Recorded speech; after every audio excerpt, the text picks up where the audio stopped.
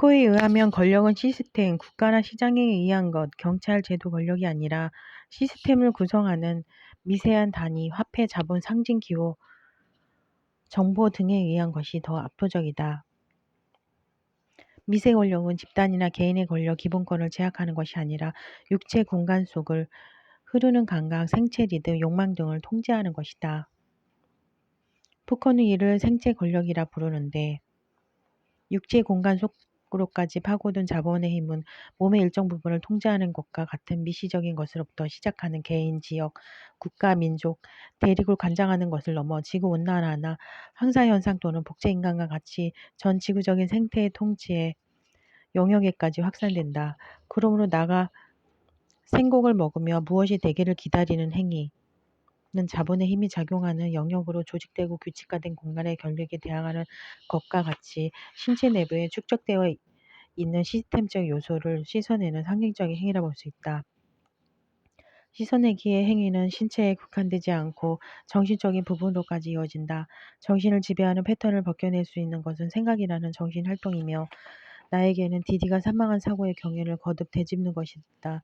이를 통해 나는 정신 내부에 구조화된 패턴을 생산해내는 사회적 공간, 권력과 개인의 순수 의식을 분리되고 그 위치는 전복된다. 내가 생각을 하고 있는 것이 아니고 생각이 나를 하고 있는 듯하다는 이상한 생각도 하게 된다. 그게 뭐야? 생각이 나를 하고 있다면 생각은 나에게 관해서는 만능인가? 생각이 나를 하고 있어. 생각이 나를 먹고 있어. 생각이 나를 짓누르고 있어. 생각이 나를 씻고 있어. 그런 행위는 단순해지기 위해 생각을 정리하고 있는 나를 단순해지지 못한 상태로 존재하게 만드는 역설을 발생시킨다. 생각하기를 통해 나는 점차 패턴에 침륜되어 있던 내적 공간을 수면 위로 건져 올릴 수 있게 되는데 디디의 죽음을 회피하지 않고 대면하는 과정을 통해 어떤 결론에 도달하게 되는 나는 그 자체로 행위를 수행하는 행위자가 된다. 웃는 남자의 연작소설로 이어지는 D에서 D가 마침내 문을 열고 바깥 세상으로 나왔을 때 D의 세계는 디디를 만나기 이전의 본래 상태로 돌아와 있는데 D에게 디디의 부재는 모든 사물들에게 감지되는 자결감으로 나타난다. 그러므로 상실은 매 순간 어떤 방식으로든 느껴질 수밖에 없는 것이 된다. D가 웃는 남자를 전신으로 만들어진 소설이라면 웃는 남자의 나가 방을 지배하는 사회적 권력에 대항하는 확보한 내면의 공간에 D에게 주어진 상태임을 추측할 수 있을 것이다. 그러나 이러한 내면의 공간은 외부 공간과 기량하지 못하고 고립된다. D는 안과 바깥을 구분하지 못한다. D는 바깥인데 조금도 바깥으로 여겨지지 않는다고 생각했다. 오랫동안 방에 틀어박혔다가 스스로 문을 열고 나왔으나 여기는 여전히 어딘가의 안쪽이고 작은 주머니에 조금 덜 작은 주머니로 이동했을 뿐이라는 생각이 들었다. 대기가 놀랍도록 친밀하고도 구태의연했다. 그리고 그렇다. 당신의 말씀 그대로 이 방은 본래 이러했다. 고립된 D는 고시원에 머무르며 세운상가에서 택배를 수집하고 상차하는 노동을 시작한다. 세운상가는 사라진 보행 테크 복구를 통해 사람들을 불러들여 도심에 활력을 부여하고 기술자들을 발굴해 일대를 명소로 재정비하는 프로젝트를 앞두고 있는데 재정비 문제를 두고 두 가지 논리가 전혀 다른 입장을 취하며 긴장감을 형성하고 있다. 하나는 여소녀로 대표되는 상인의 논리이다. 어쨌거나 저것을 오가는 사람이 늘고 새로운 상권이 형성되면 임대인들은 즉시 세를 올려받으려 할 것이다. 재정비 프로젝트를 준비하는 자들의 계획에 따르면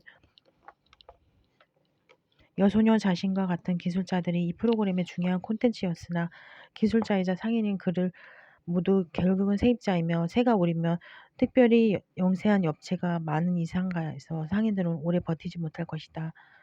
상가가 사는 거지 내가 사는 것이 아니지. 여기를 제대로 재생산하려면 거짓말하지 않고 그것을 보여주어야 했다. 그들이 되살리려는 것을 그들이 제대로 알아야 했다. 제대로 알려면 말이지 제대로 하려면 최소한 이 공간에서 인생을 보낸 사람들의 이야기 정도는 펼쳐져야 하는 거 아니나? 그들이 각자 어떤 질병을 앓고 있는지, 여행은 몇 번을 가보았는지를 알아보고 가족도 다 만나고 그들의 자녀는 어떤 학교를 다니고 어떤 작업을 얻었는지 그중에 비정규직은 몇 %까지도 다 알아봐야 했다. 그 이야기들로 두루마리를 만들어 이 거대한 상가의 내벽과 외벽을 몽땅 덮어버려야 했다. 요소녀는 공간의 점유, 이용 규제를 둘러싼 대립과 갈등의 과정에서 발생하는 모순을 거주자의 시선으로 꿰뚫는다. 그는 시에서 주도하는 재생사업을 세운 상가의 내부 실상을 알지 못하는 거짓과 다름이 없는 것으로 평가한다. 문제는 거주자와 도시의 대립과 갈등의 공간의 모순을 해결하는 것이 아니라 한층 더 교묘하게 은닉하거나 변형시켜 공간 약자들의 삶을 피폐하게 만든다는 사실이다. 이러한 문제는 소설에서 기술자를 중심 콘텐츠로 재생산업을 진행하여 상권이 형성되며 임대료가 오르고 그 결과 세입자인 기존의 상인들이 쫓겨나게 된다는 여소녀의 발화를 통해 구체적인 사례로 제시된다. 반면 재정비 사업을 주도하는 시의 논리는 상권의 회복이라는 자본주의적 원리를 골자로 하고 있다.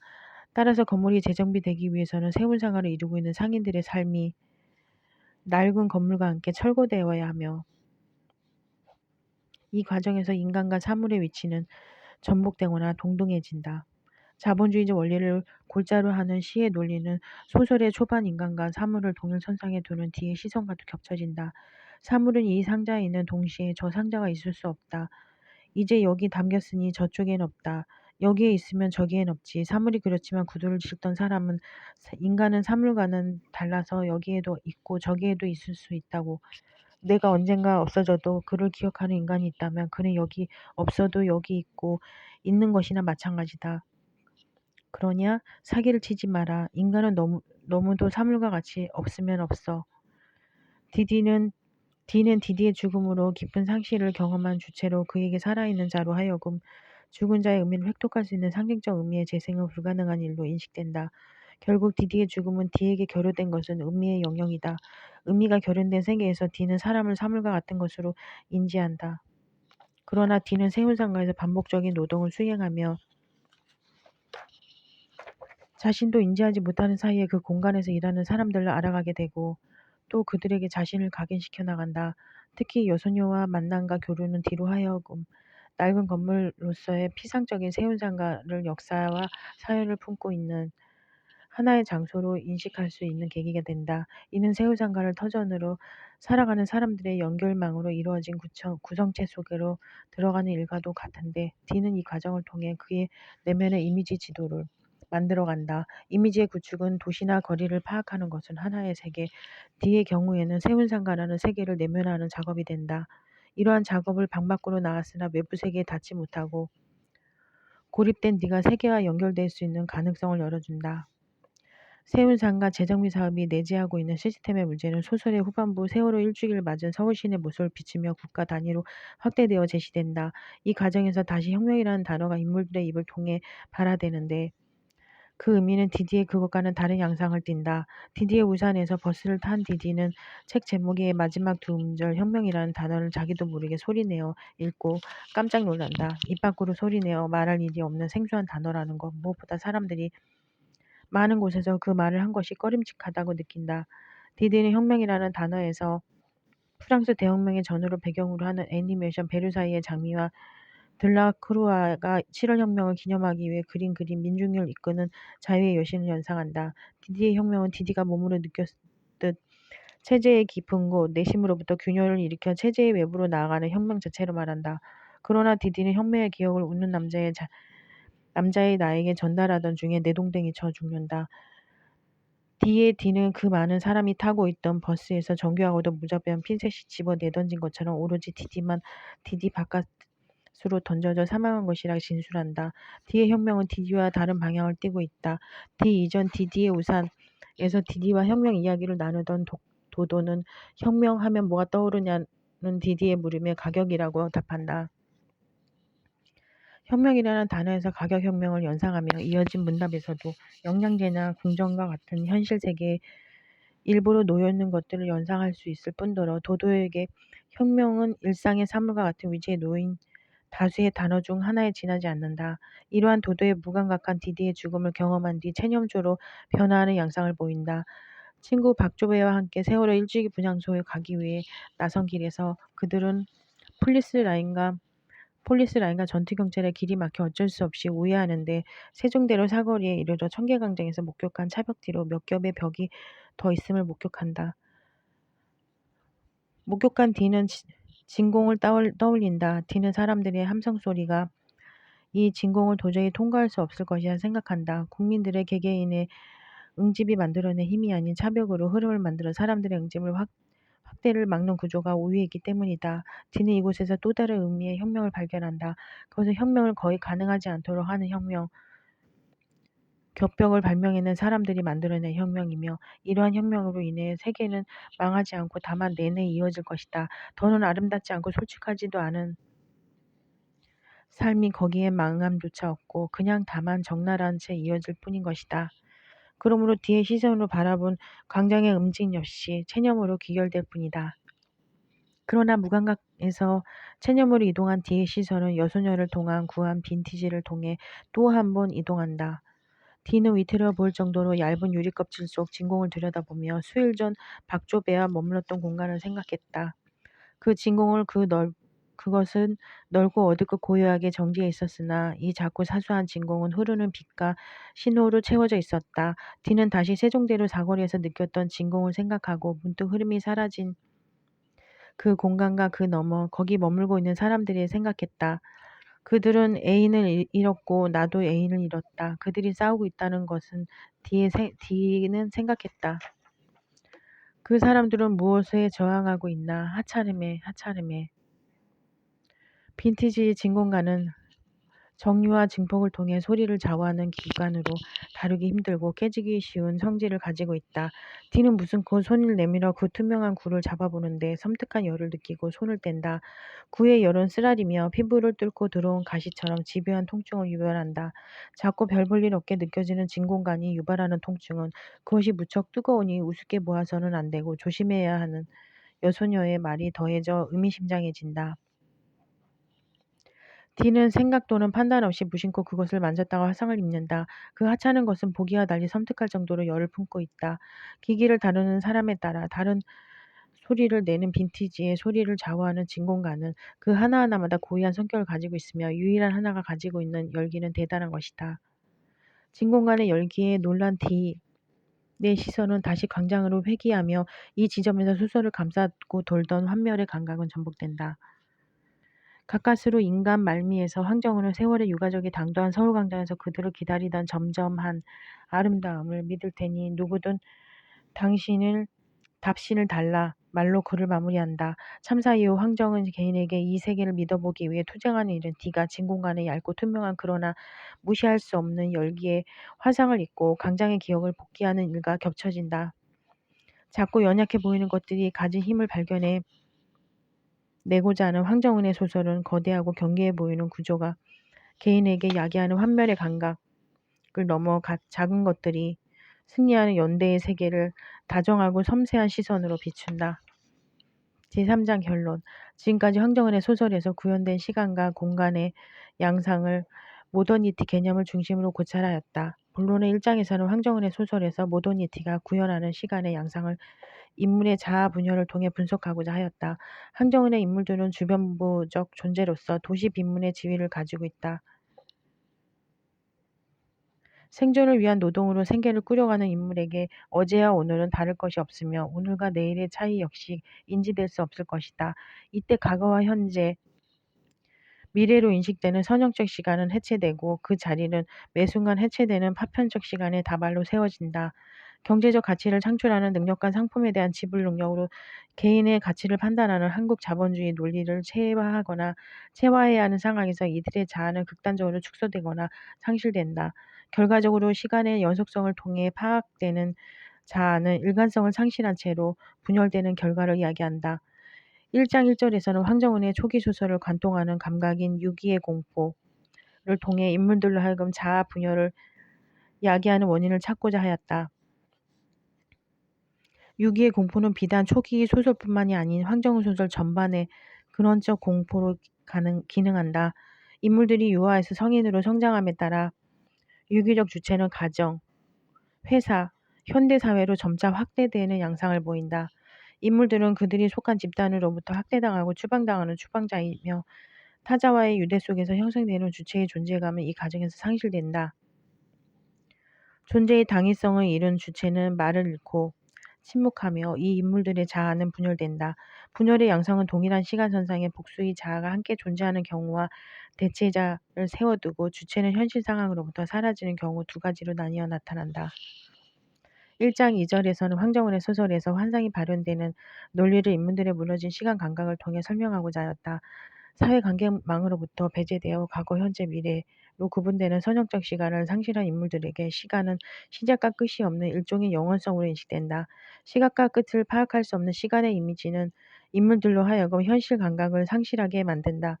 시간 감각을 잃어버리는 순간 인물들이 속한 세계의 현실과 망상, 환상이 뒤섞인 카오스로 경험되는데 때문에 이들에게 환상적 존재와 사건은 놀랍거나 낯선 존재가 아니다.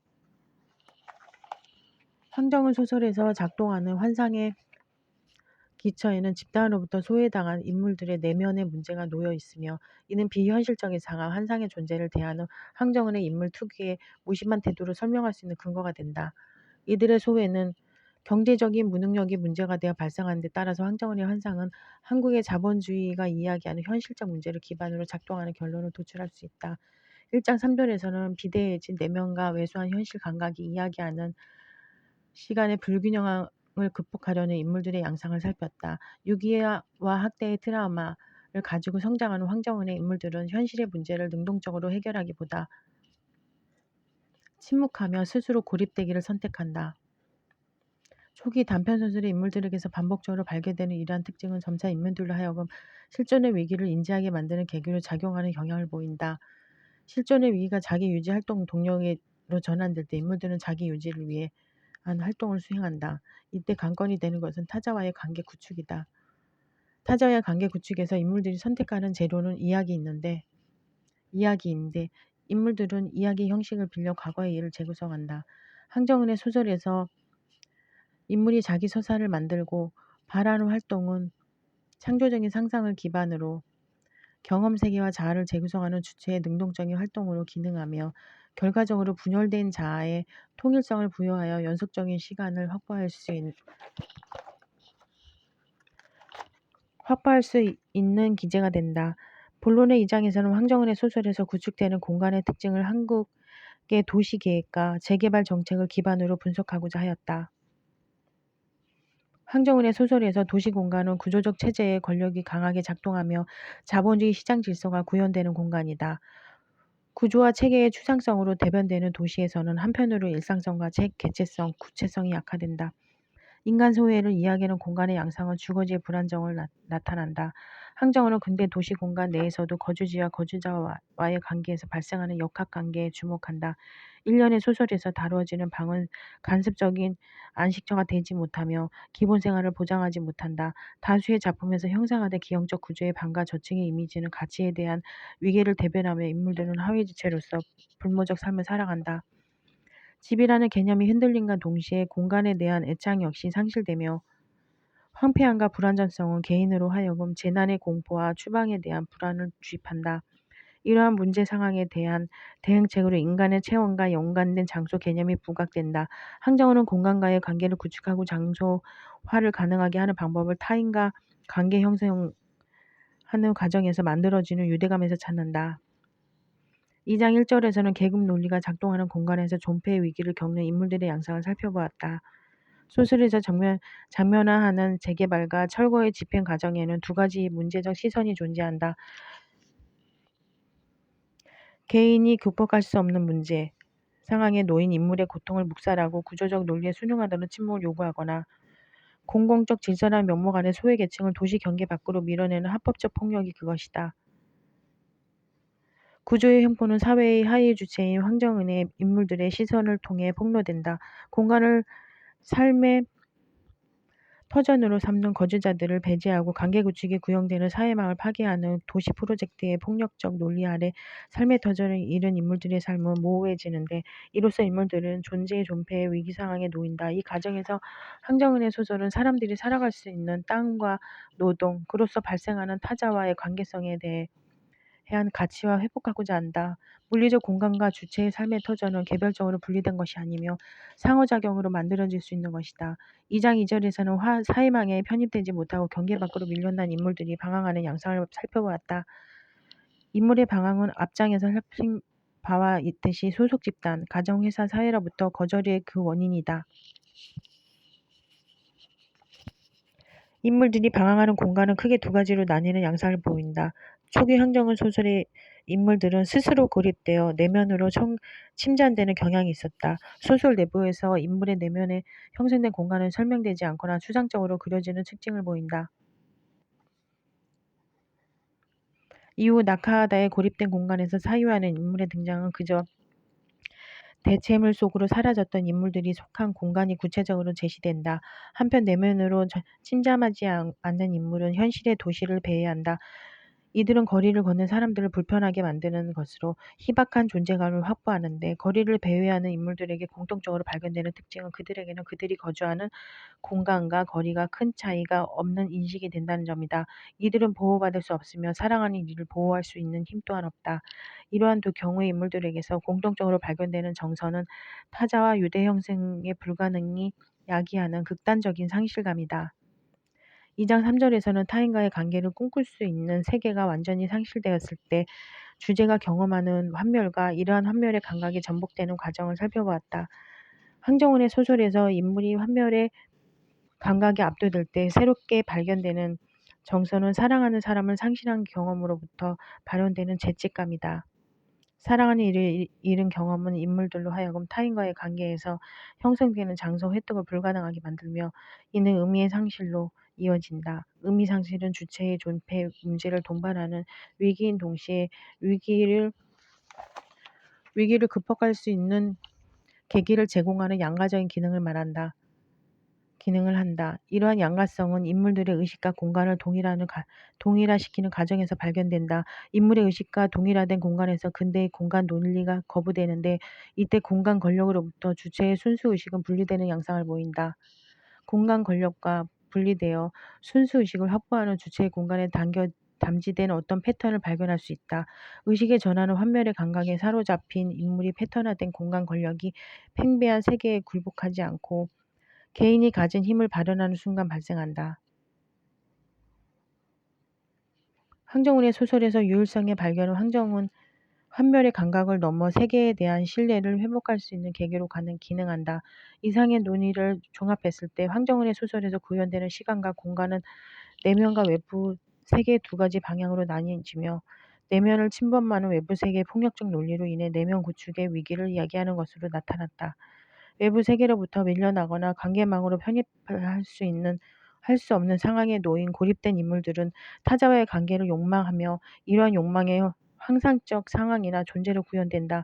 그러나 고립된 인물의 지향점은 외부 세계로부터 더 탈각되어 새로운 세상에 위치하는 것이 아니며 해체된 내면을 회복하여 타자와의 관계를 도모하는 것이다. 두 방향으로 나뉜 시간과 공간은 그 자체로 존재, 존폐의 문제로 이어지는 문제상을 이야기하지만, 인물들로 하여금 현실 감각을 상실하고 허무에 침잠되거나 외부 공간 논리에 의해 밀려나지 않고 주체로 존재하기 위한 의지를 만들어내는 기능을 한다.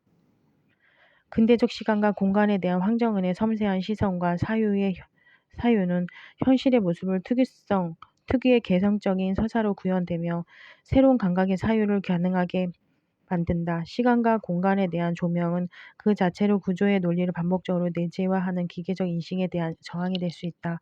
답습을 거부하는 반복적 질문으로 일면 평범하게 느껴지는 일상이 낯설어질 때 황정은의 소설만이 가지는 의의를 확인할 수 있다.